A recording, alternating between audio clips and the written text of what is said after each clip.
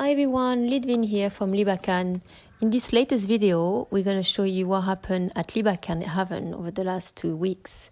And in the meantime, we're going to discuss, Bast and I, what we've been up to all this time, where we're at, what we've learned over the past 4 years, and where we're going, what are our goals and life philosophy on this whole project.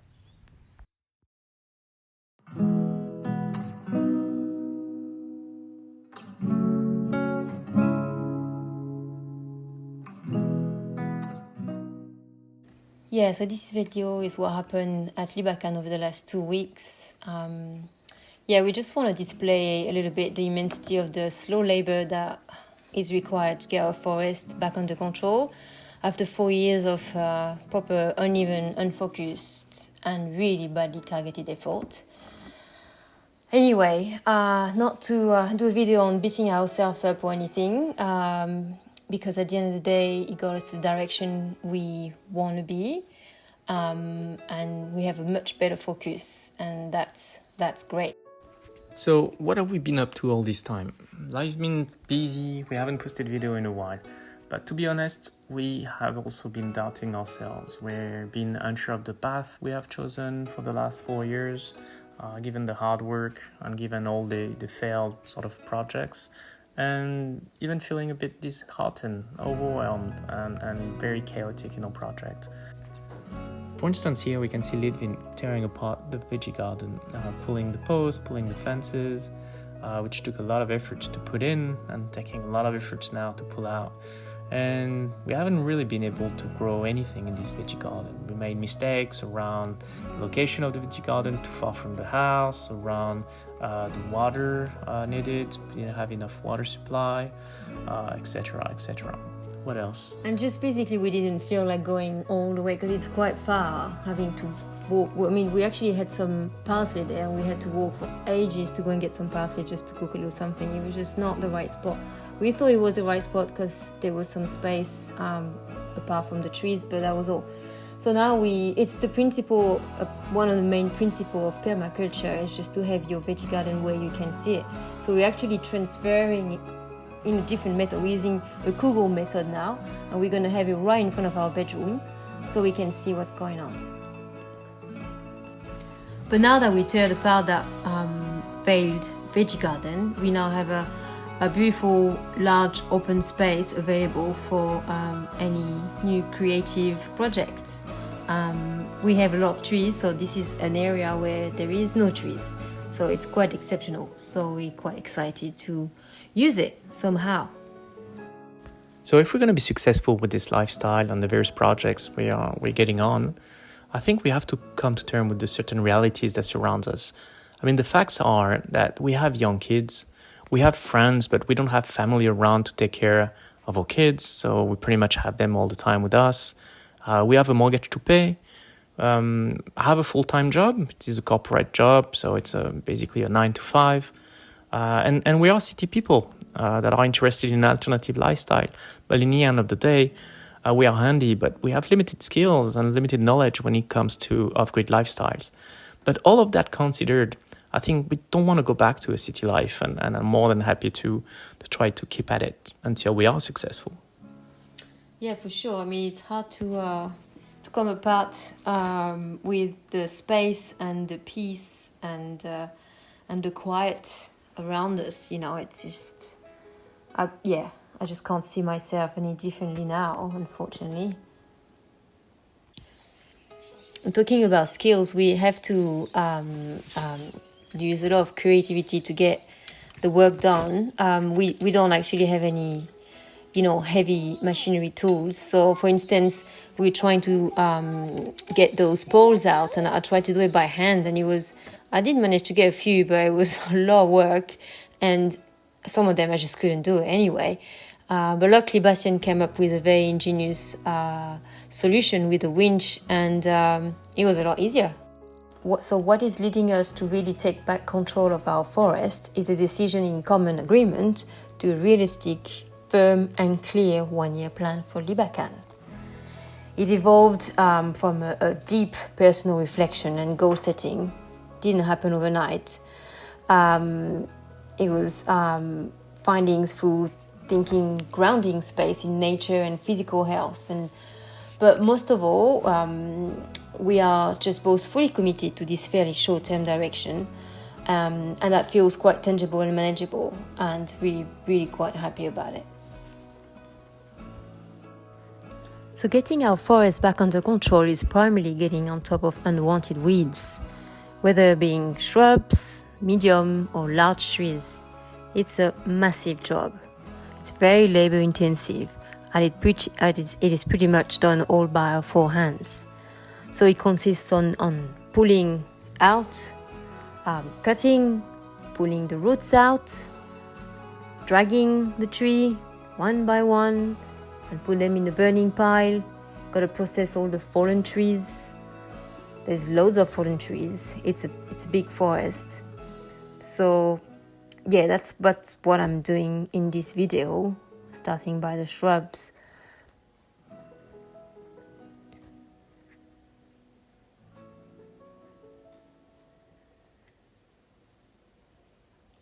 So there's several reasons why we need and want to do that.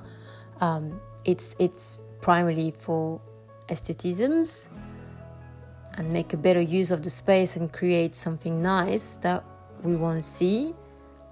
But there's also the reason is for regeneration of the forest, replanting many native trees, because at this stage we have a mixture of very rich forest, but mixtures of lots of invasive trees, very seedly, that take over the whole area. So we need to get control on that. And there's also another important reason. It's the bushfire management, which is fairly urgent as it is the season at the moment. So there's a real risk, and it is quite big. We are on a bushfire prone zone here, and this job has to be done within the next 3 months or so, with the serious action plan before the wet season hits and the vegetation explodes again exponentially. Here we can see we have hopefully some mangoes growing that we'll manage to eat, so that's quite exciting since we didn't have any last year.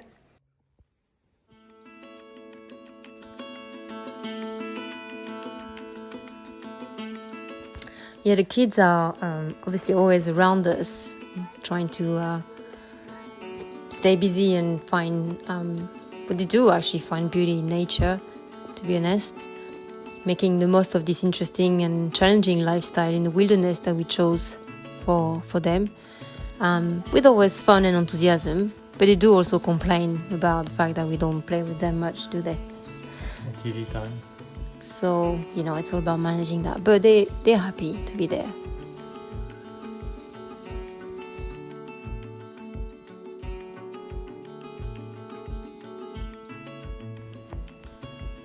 So as I mentioned before, it is quite a repetitive and physical work to go and pick up every single branch and gathering and bringing it back towards the burning pile. But it's got to be done. It's like clearing my mind. I enjoy doing that. It is very therapeutic, believe it or not.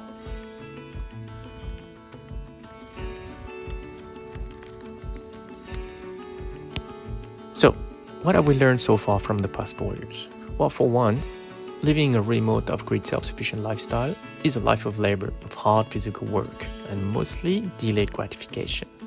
2, you can learn anything you put your heart into it, but you have to be willing to invest the time and learn from your mistake, and believe you me, you will make plenty of mistakes.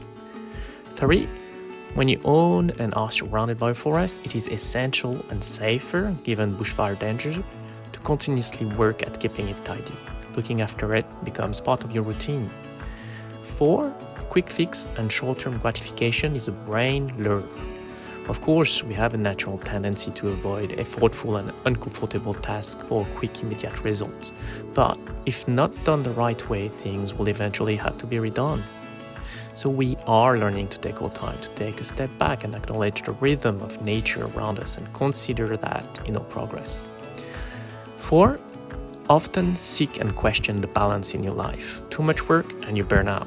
Too much faffing around and you stray away from your journey and get discouraged.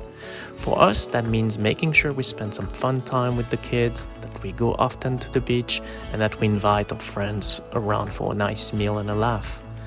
Finally, best to work with long sleeves and pants to protect the skin from tick bite, leeches and scratchy plant bites. We learned the hard way.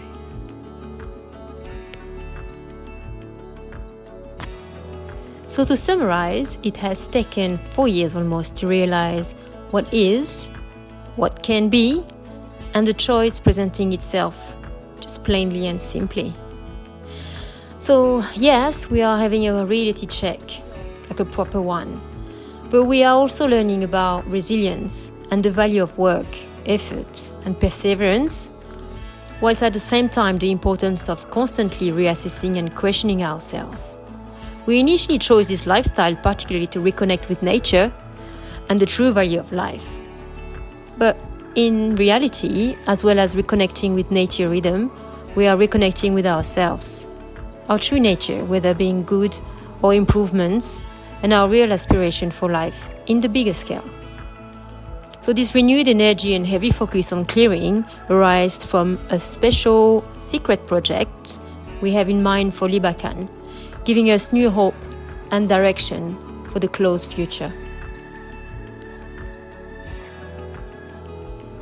But what's positive about it is that we actually now have a fresh, brand new open space that we actually can use for a renewed creative beginning. No, seriously. It is actually really nice to actually have space to create something different. Instead of watching something that is failing, you actually can start fresh. And that's what we want to do. That's what we're aiming to do. That's what we're going to do, actually.